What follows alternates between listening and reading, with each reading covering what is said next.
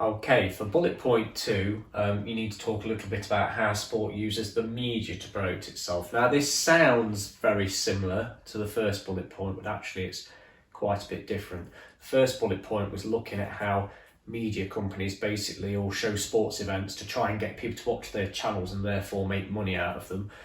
This is working the opposite way around. So this is basically how sports are using the media to get their sports in the media, to therefore get their sports to become more popular. And obviously the knock-on effect of your sport becoming more popular, so either more people going to watch it or play it or be involved in it in some way, basically means you've got more money coming into your sport. So again, it's all kind of about making money. Okay, now there's different ways that this can be done, and certainly this is not an exhaustive list, so there's other things that you may be able to think of for yourself. But the most obvious one is that obviously different sports and different clubs, different teams, different individuals, they all want their sports, if possible, to be on TV, because if you can get your sport on TV, then you've potentially got an absolutely massive audience, and that absolutely massive audience is likely to then engage more with your sport. The more likely, if they see something on TV and they like it, they're probably more likely to then therefore go and buy a ticket for it and go and see it in person perhaps next time, therefore giving that team or that sport the money from the ticket. You've also got, as a result of stuff being on TV, people sort of getting more of an interest in the sport, might do a little bit of research on it. Or it might be that they've watched their local team play, it might be that they've done something like watch Derby County play, then afterwards they decide to go on the Derby County website. While they're on there, they think to themselves, oh actually, I might buy myself a Derby shirt while I'm on here, so there's another 45 quid going straight into Derby County's pockets.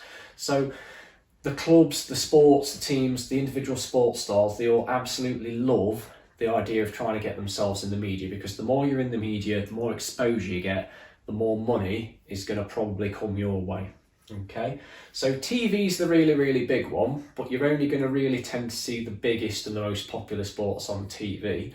For the slightly less mainstream sports or the less popular sports, or perhaps for people that are playing popular sports but at a slightly lower level, it's going to be things like social media. Okay, so within social media, basically any sports team or sports club can set up something like a Facebook page, and as a result of that, they can promote when their games are happening, when their fixtures are happening. If they want to try and sell things like tickets on there, they probably can do, or it might link through to their website.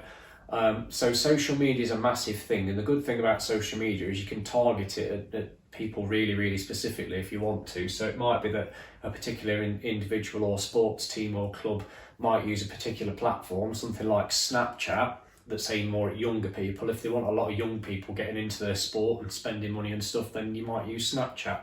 But yeah, there's lots and lots of different ways of using social media, and basically the idea again is get your sport as much attention as you possibly can, because the more attention it's got, the more exposure it's got, the more likely it is that people are going to go and watch it and spend money on merchandise and things like that.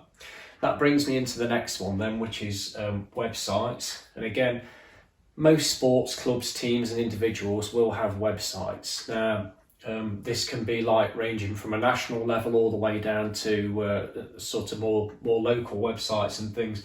But basically on the websites, you're going to find things like news stories for the club and things like that, perhaps interviews with players or interviews with performers and things like that.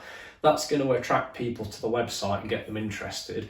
But the other thing they're going to do on the website while you're on it is they're going to want to start trying to sell you things. Because obviously the website being part of the internet being one of the branches of the media, is another way they're getting exposure and making money out of you. So ways they can make money out of you on the website, well, it might be that you want to do something as simple as sell a ticket for the next game or the next fixture or something. It might be that you're trying to sell things like merchandise. Now that could be something like buying a club shirt or some training wear. It could be something like buying a little teddy bear that says Derby County on it and giving it to a little kid for Christmas, something like that. Either way, they're making money out of you, and they've done that by getting themselves in the media and using the media. Another thing that's become more popular in recent times is clubs and teams streaming their games or streaming exclusive content on their websites. So even with a fairly small football club, you might be able to pay a set fee each month, a little subscription each month, something like that.